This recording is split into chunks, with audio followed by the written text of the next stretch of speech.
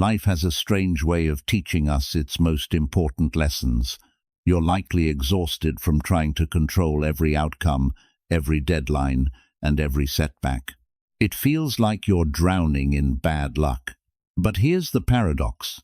The tighter you grasp for control, the faster it slips through your fingers like dry sand. What if I told you the opposite is true? What if your misfortune is actually your secret weapon? If you watch until the end, I'll show you how to stop fighting the storm and start using its power to propel you forward. We live in a culture obsessed with the win. Here in the United States, we are raised on the idea of the American dream, a straight line of progress where hard work is supposed to guarantee a specific, shiny result. We are told that if we do everything right, life will reward us with comfort, status, and safety. But this obsession creates a dangerous byproduct, a paralyzing fear of failure, and an utter inability to handle what we call bad luck. When the car breaks down on the way to a crucial interview, when a long-term relationship ends without warning, or when you lose your job despite being the most dedicated person in the room, your natural instinct is to resist. You complain, you ask, "Why me?" You spiral into a narrative of victimhood. This is what I call the frustrated struggle.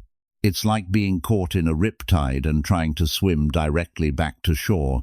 You aren't moving forward, you're just exhausting yourself until you eventually drown. There's a hidden trap here, often disguised as toxic positivity. We tell ourselves we just need to think happy thoughts to make the bad things go away. But reality doesn't care about your affirmations. Reality simply is. By refusing to accept the bad parts of your life, you are actually giving them more power over you. You are telling the universe that your peace of mind is fragile, that it can be broken by a single setback. You become a slave to your circumstances, constantly grasping for a perfect life that doesn't exist. But the real power lies in the opposite direction. Let me introduce you to a concept that will feel like a bucket of cold water to your current mindset: Amor Fati. It's a Latin phrase that translates to love of fate. Now stay with me, because this isn't a passive, it is what it is kind of attitude. That's resignation, and resignation is weak. Amor Fati is an active, powerful, and almost aggressive embrace of reality. It was Friedrich Nietzsche's formula for human greatness, that one wants nothing to be different, not forward, not backward, not in all eternity. Think about that for a second, to want nothing to be different. Most of us spend 90% of our mental energy wishing things were different. I wish I had more money. I wish my boss wasn't so difficult. I wish I hadn't made that mistake 5 years ago. This constant friction between what is and what you want is the primary source of all your anxiety. It is a wasted effort. It's a spiral of if-onlys that leads absolutely nowhere. Amor Fati suggests a radical shift.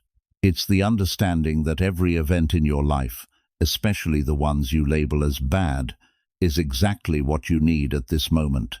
Trust me, the truth is that your obstacles aren't getting in the way of your life. They are your life. They are the raw material you've been given to build something better.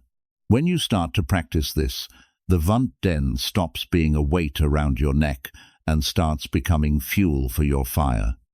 Imagine a fire. When you throw a heavy log on a tiny flame, it might go out. But when the fire is roaring, it doesn't matter what you throw into it. Wood, trash, even water, the fire consumes it all and grows hotter and brighter because of it. That is the effortless flow we are aiming for. To reclaim your power, you must stop being a victim of your circumstances and start being the fire. So, the question isn't how to avoid the bad things. The real question is, are you ready to stop fighting reality and start loving it? To truly understand how to turn misfortune into an advantage, we must look at a mindset perfected over 2,000 years ago. It's called Amor Fati. This is a Latin phrase that has the power to change the trajectory of your entire life, but only if you are willing to let go of your current perspective. Most people hear the term acceptance and they think of something passive. They think of sighing, shrugging their shoulders and saying, "Well, I guess this is just how it is." That is not Amor Fati, that is resignation. And resignation is a form of defeat. Amor Fati isn't just about accepting what happens to you, it is about craving it. It is the literal love of one's fate. It is a mindset that says, everything that has happened, is happening, and will happen, is exactly what I need. Trust me, the real power lies in this shift from "I have to deal with this" to "I wanted this." The Stoics, particularly Marcus Aurelius, were masters of this psychological alchemy. He understood that the universe provides us with the raw materials of our existence, and our only job is to take those materials, no matter how ugly or painful they seem, and weave them into a masterpiece. He used an analogy that I want you to visualize right now, because it is the ultimate blueprint for resilience. Think about a blazing fire, a great roaring fire. If you throw a handful of dry leaves into it, the fire consumes them. If you throw in a heavy log, the fire grows larger. Even if you throw in something that most people would consider trash or waste, or even something meant to dampen the flame, the fire doesn't complain. It doesn't pull back in fear. It doesn't wish it had better fuel. No, the fire simply uses what it is given to burn even brighter and hotter. It turns the very things that were meant to extinguish it into the energy it needs to thrive. The truth is, most of us are living like a flickering candle. We are terrified of the wind. We are terrified of a little bit of rain, one bad email from a client, one unexpected bill, or one cold remark from a partner, and our light starts to fade. We spend all our energy trying to protect our tiny flame from the world, praying that nothing bad happens to us. But when you adopt the mindset of Amor Fati, you stop being the candle and you become the fire. The Vunden or the bad luck you're experiencing right now, the job loss, the rejection, the delay, is just more trash for your fire. It is energy. It is raw material. When you resist it, you are trying to push the fuel away, and in doing so, you remain small. But when you love the obstacle, when you crave the challenge because you know it is the only thing that can make you burn brighter, you become unstoppable.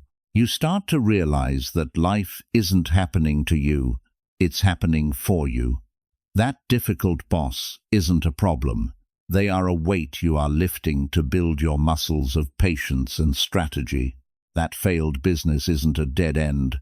It is the expensive tuition you just paid to become a wiser entrepreneur. This is the art of energy transformation. You take the darkness, the frustration, and the misfortune, and you reclaim it as fuel. So, take a look at the thing you've been complaining about this week. What if you stopped wishing it away? What if, instead, you looked at it and said, "Thank you, this is exactly what I needed to grow"? That is the strength of the fire. That is the power of Amor Fati. Now, let's go deeper into a principle that has the power to completely reframe every struggle you are currently facing. Marcus Aurelius, the Roman emperor who faced plagues, wars, and betrayals, left us with a sentence that acts as a compass for the soul. The impediment to action advances action. What stands in the way becomes the way. Think about that for a moment. He isn't saying you should just deal with your problems. He's saying that the very thing blocking your path is actually the path itself. Most people see a wall and they stop. They complain about the wall, they curse the wall, and they eventually give up. But the Stoic looks at the wall and asks, "How can I use this to climb higher?" The truth is, the obstacle is not a dead end. It is a redirection. Let's look at how this plays out in the real world, specifically in the high-pressure environment many of us live in. Imagine a professional, let's call him Mark, working in a major corporate hub like New York or San Francisco. Mark has spent 10 years climbing the ladder, grasping for that next promotion, clinging to the security of his six-figure salary. Then, out of nowhere, the Vent Den hits. A round of layoffs. Mark is handed a cardboard box and escorted out of the building. Initially, he spirals. He feels the frustrated struggle of a man who has lost his identity. He's anxious about the mortgage, the reputation, the future. He sees this as a catastrophic failure, but as the weeks pass, a strange thing happens. Without the soul-crushing 6-0-hour weeks at a job he secretly hated, Mark begins to breathe again. He realizes that he was stuck in a system that was never a fit for his true potential. The layoff wasn't a punishment, it was a liberation. It was the universe forcibly removing him from a path that was going nowhere, so he could finally have the space to start the business he'd been dreaming about for years. In this scenario, the layoff was the impediment, but it was that very impediment that advanced the action. It forced a change that Mark was too comfortable or too afraid to make on his own. Trust me, the real power lies in recognizing that your current crisis is often a hidden gift. That rejection from a partner, it's a redirection to someone who actually values you. That failed project, it's a lesson in what not to do before you hit the big time. The truth is, we often cling so tightly to our plans that we become blind to better opportunities. We think we know what's best for us, but life has a much broader perspective. Every time you hit a no, life is simply telling you, not this way, try that way. So, how do you practice this in your own life? Start by looking at the biggest frustration you have right now. Maybe it's a difficult boss, a financial setback, or a health issue. Instead of asking, why is this happening to me, start asking, what is this making possible? What skill is this forcing you to develop? What path is this clearing for you? Remember, the fire doesn't wish for less wood. It uses the wood to get bigger. Your obstacles are the fuel. Stop trying to move the stones out of your path and start using them as stepping stones to climb higher. Because when you finally understand that the obstacle is the way, you become untouchable. You no longer fear failure because you realize that failure is just another form of progress. That is the true power of Amor Fati. That is how you transform a frustrated struggle into an effortless flow. Think about a master painter in their studio. They have spent weeks, perhaps months, meticulously crafting a vision on a pristine canvas. Every stroke is intentional, every color carefully blended. Then, in a single second of clumsiness, a bottle of dark, permanent ink tips over. A jagged black blotch splashes right across the center of the work. In that moment, most people would freeze. They would feel a cold pit in their stomach. They would reach out, desperately grasping at the air as if they could somehow pull the ink back into the bottle. They would cling to the memory of the perfect canvas that existed just seconds ago, and they would spiral into a narrative of failure. "It's ruined," they would say. "All that effort was for nothing." But a true master doesn't throw the canvas away. They don't curse the ink. They understand that while they couldn't control the spill, they have absolute authority over what happens next. They take their brush, they look at the shape of the stain, and they begin to work with it. They add a few lines here, a bit of shading there. Slowly, that accidental blotch is transformed. It becomes the deep shadow of a valley, the textured bark of an ancient tree, or the powerful wing of a bird in flight. Ironically, the mistake becomes the very element that gives the painting its soul. It becomes the detail that makes the masterpiece unique and irreplaceable. This is the essence of Amor Fati in action. The truth is, your life is that canvas. You have a plan, a vision of how your career, your relationships, and your success should look. And then life spills the ink. You get a diagnosis you didn't expect. You experience a betrayal that leaves a stain on your heart. You face a financial collapse that seems to blot out your entire future. Your first instinct is to engage in the frustrated struggle. You want to scrub the ink away, but you only succeed in smearing it deeper into the fabric. You want to go back in time, but the clock only moves forward. You are so busy mourning the perfect life you lost that you fail to see the new kit-tack that is waiting to be born. Trust me, the real power lies in your ability to reclaim the narrative. When you adopt the painter's perspective, you stop seeing bad luck as a destruction of your work and start seeing it as a new design element. You realize that the most beautiful lives are not the ones that went exactly according to plan. They are the ones where the person had the creativity and the courage to integrate their scars, their losses, and their accidents into a larger, more complex story. Ask yourself, what is this ink blot trying to become? If you lost your business, maybe that dark stain is the shadow necessary to highlight the bright success of your next venture. If you were rejected, maybe that splash of ink is the boundary that defines the shape of a much healthier relationship. The toy-tet, bad things in your life are not interruptions. They are invitations to innovate. They are the raw materials of your growth. The master painter knows that a canvas without any contrast, without any dark values or unexpected marks, is flat and boring. It lacks depth. It lacks life. Your setbacks are the depth.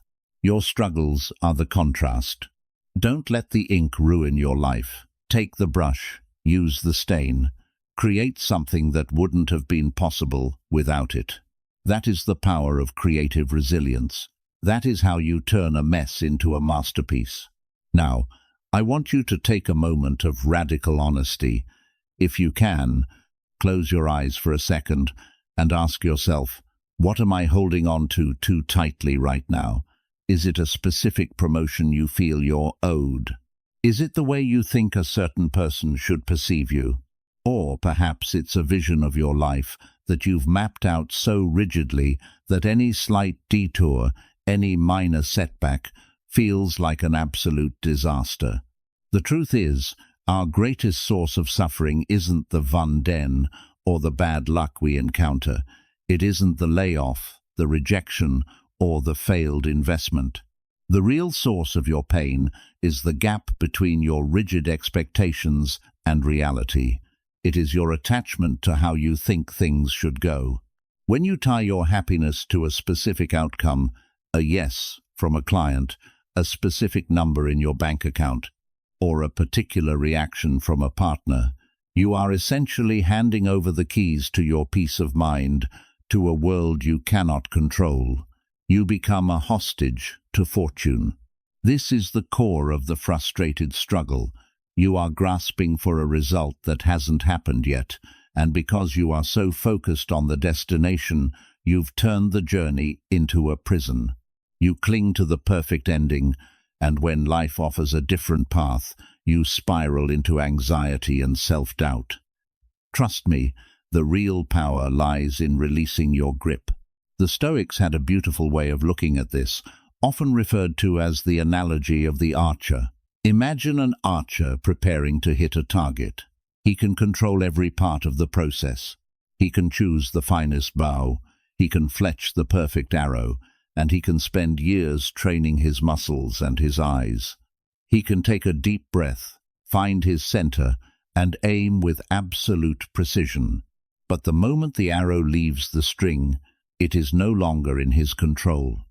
A sudden gust of wind can knock it off course. A bird can fly in its path. The target itself could move. A master archer understands this. He finds his satisfaction in the drawing of the bow, in the focus of his eye, and in the clean release of the string. If he hits the bullseye, he is glad. But if he misses, he is still at peace. Why?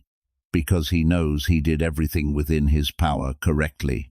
His success isn't defined by the score on the board, it's defined by the excellence of his attempt.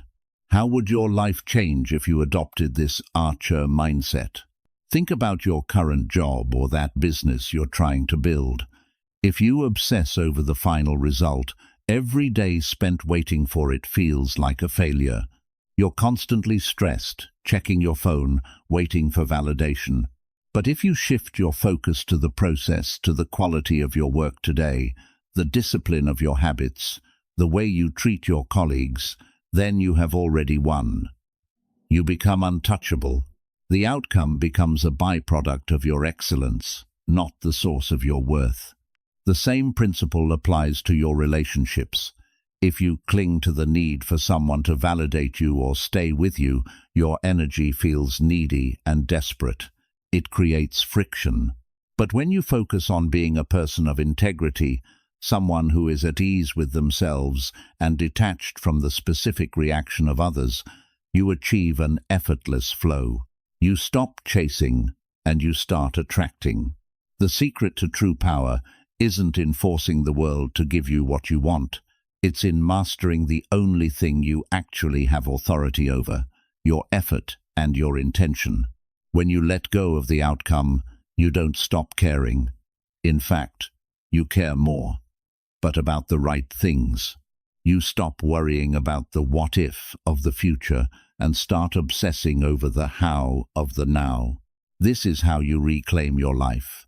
You stop being a victim of the scoreboard and start being the master of the game. So, ask yourself again, what are you holding too tightly? Open your hands, let it go. Trust the process and watch how much more freely you move when you aren't weighed down by the need for a specific result. That is the power of the effortless flow. That is the strength of Amor Fati. Now, let's talk about the one thing that feels almost impossible to love: rejection. Whether it's a romantic interest who tells you they don't feel the same way, or a venture capitalist who shuts down your pitch before you've even finished your slides, the sting is identical. It feels like a direct assault on your worth. You start to spiral, asking yourself, what is wrong with me? Why am I not good enough? Why did they choose someone else? In the high-stakes culture we live in, especially here in America, where our identity is so often tied to our external wins, rejection feels like a death sentence. Most people handle it by clinging to the version of the future they just lost. They try to convince the person to change their mind, they beg for a second chance, or they obsess over their mistakes, trying to fix a flaw that might not even exist. This is the ultimate frustrated struggle. You are essentially standing in front of a locked door, banging your fists until they bleed, while ignoring the entire hallway of open windows behind you. But here is where we apply the mindset of the master. The truth is, rejection is not a reflection of your value. It is a vital piece of data about your direction. Think about an investor who says no to your startup idea. In the heat of the moment, it feels like a wall. You feel small. But what if that investor had a vision that would have eventually stifled your creativity? What if their no actually saved you from 5 years of a toxic partnership that would have ended in a lawsuit? The real power lies in understanding that life isn't rejecting you.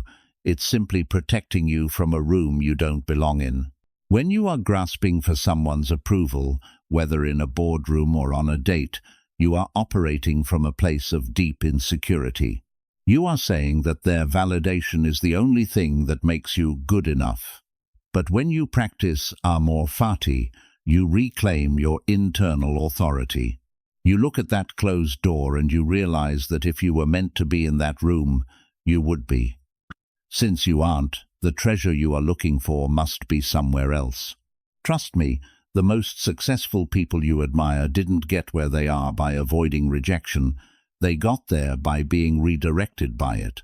They understood that a no from the world is often a yes to their higher potential. It's life saying, not this person, not this company, not this path. Imagine you are a river. A river doesn't get depressed when it hits a massive rock. It doesn't sit there and wonder if it's a bad river because it couldn't move the stone. No, the river simply flows around it. It finds a new path. It uses the obstacle to find a deeper, more powerful way to reach the ocean. That is the effortless flow. If you've recently been rejected, I want you to stop asking, "What did I do wrong?" and start asking, "Where is this leading me?" Maybe that relationship ended because you were playing a small version of yourself to fit into someone else's world. Maybe that job turned you down because there is a leadership role waiting for you at a company you haven't even discovered yet. Stop trying to pick the lock of a door that was never meant for you. It's a waste of your soul's energy. Turn around. Look at the horizon. The truth is, you are being moved to a bigger stage. You aren't less than. You are simply being refined. When you finally reach the place you are supposed to be, you'll look back at every no and realize they were the most important directions you ever received. You'll realize that the Van Den of rejection was actually the luckiest thing that ever happened to you because it forced you to find the path that was truly yours. That is the confidence of Amor Fati. That is the power of being redirected. As we bring this journey to a close, I want you to take one last look at the version of yourself that started this video. Perhaps that version was still clinging to a rigid plan, exhausted from the frustrated struggle of trying to force life to go a certain way. But now you have the secret. You understand that the ink blot isn't a mistake, the layoff isn't a dead end, and the rejection is simply a redirection. The truth is, life will never stop being unpredictable. There will always be sudden storms, unexpected obstacles, and moments where it feels like the universe is working against you. The economy will shift, people will let you down, and plans will fail. But you are no longer a flickering candle, terrified of a light breeze. You have become the fire. And a fire doesn't pray for less wood. It consumes everything in its path to grow brighter and hotter. The real power lies in this one realization. Success is not about controlling the results. It is about mastering your response. It is about moving through the world with an effortless flow, trusting that whatever happens, good, bad, or indifferent, is exactly the raw material you need to build your character and your future. When you stop grasping for a perfect life, you finally gain the freedom to live a great one. You stop being a victim of your fate and you become its master. That is the essence of Amor Fati. It's not a one-time decision you make while watching a video. It's a daily, hourly practice of choosing to say yes to reality exactly as it is. It is the choice to reclaim your peace of mind from the hands of chance. I want to thank you for spending this time here and for being willing to look at your struggles through a different lens. If this perspective shifted something within you, I have a small free favor to ask. Hit the subscribe button. It takes only a second, but it is a powerful way to show gratitude, and it helps us bring these life-changing philosophies to more people who are still trapped in the spiral of frustration. But simply understanding this philosophy is only the first step. The real challenge is, how do you stay this calm when the world is actually screaming at you? How do you maintain this fire when you're physically tired or deeply discouraged? That requires something more practical, a set of tools for the mind. If you're ready to learn how to build an internal fortress of self-discipline so you never have to rely on luck ever again, you need to watch this video right here on the ancient art of Stoic discipline. Trust me, the journey of mastering yourself has only just begun. I'll see you in the next one.